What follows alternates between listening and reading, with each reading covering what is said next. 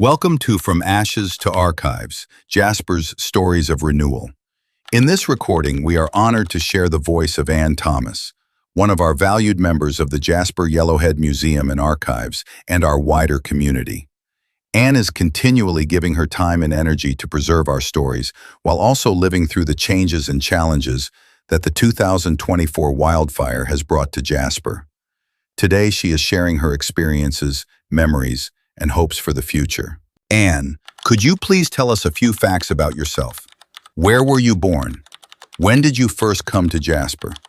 What do you do in your professional life? Tell me about your connection with the Jasper Yellowhead Museum and Archives. I was born in Cardiff, which is the capital city of Wales, and lived in London for many years, and then emigrated to Canada in 1967 with my family. So we first came to Jasper, my husband and I, in 1975 on a vacation. And we loved Jasper from the beginning, and we said, this is the place we want to stay. So we lived in Ottawa at the time, but then we finally made the move. We came here Christmas 1977, and we've been here since. Good. Professional life, okay. I have been a paralegal secretary in Ottawa and in Jasper. And then for about 30 years, my husband and I had an advertising printing company called A&A Advertising. So that was for about 30 years. And we retired over COVID, I think, 2021 or something like this. We actually did business with Karen when she was the manager here many years ago, and with many businesses in town, basically. So I have always liked to volunteer, because I did that when we had our children.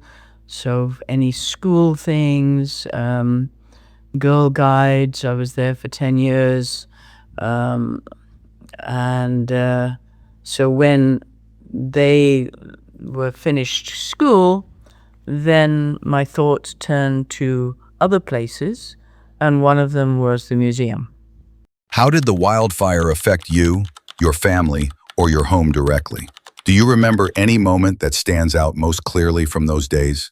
The wildfire of 2024 affected our family because we lost our home of 42 years in Cabin Creek West.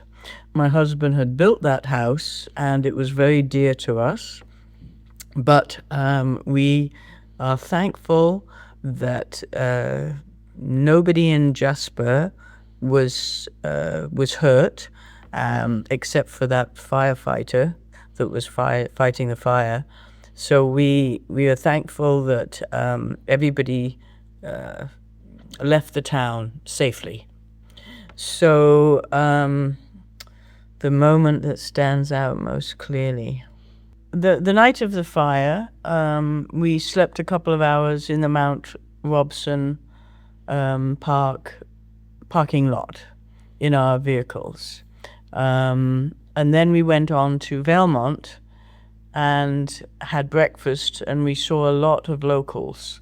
So that was a very good point, because people were able to connect, talk about what they're going to do, where they're going to go, and we comforted each other, knowing that we were safe. So that was a good moment. So then when we arrived at our friend's house in Vernon, BC, we felt very safe. She welcomed us, etc. But we found out soon after that Janice Yeaman and Wayne Kennedy also went to Vernon and went to our previous minister's house. So we were half a mile away, one home to another. And that was a good thing because they came over. We had a good couple of times, talking. So that was a nice moment. Is there an object, a place, or even a small story that captures your personal experience of both loss and renewal during this time? So when the Rubicon volunteer group was sifting through the debris and the ashes of our home, my husband asked them to look in a filing cabinet because he had left his wedding ring there.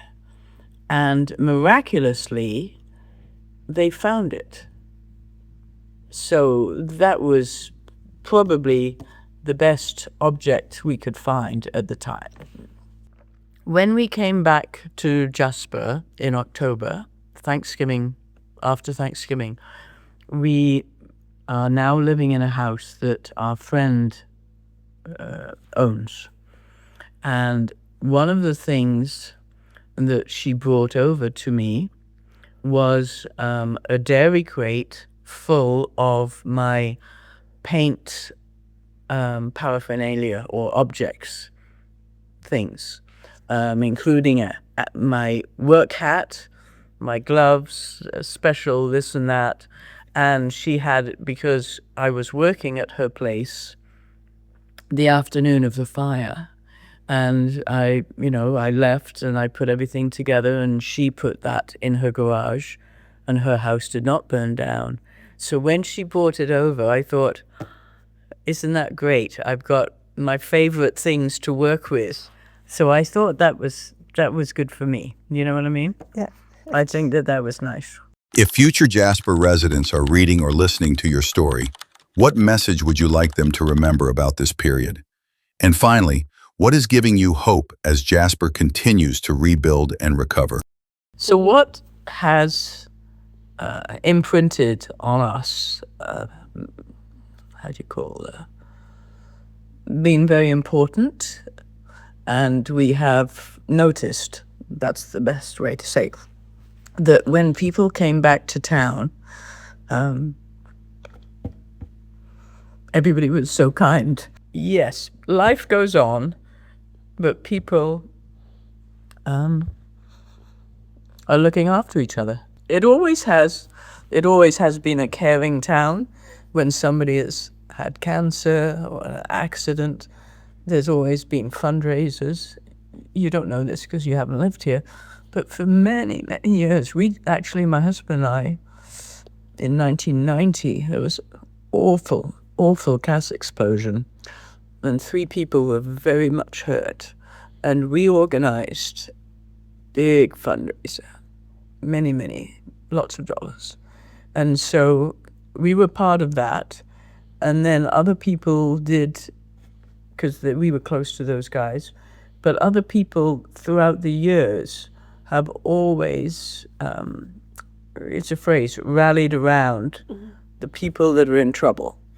And so, that's part of the attraction of this community, is that it really looks after people, other people, right? So, but I think it's even gone further. I think people are more kind to each other and more helpful because of this. So that would be my message there. And I have hope, because you've got to have hope. And also, people are coming back to town, and they want to make it work. And they want to live here because it is a very special place. No matter if they have a home or not, it's a special place. Thank you, Anne, for sharing your story with us. Your words are becoming part of Jasper's living memory, reminding us of both the challenges we have faced and the strength we continue to carry forward. This is how From Ashes to Archives is keeping our community's story alive for future generations.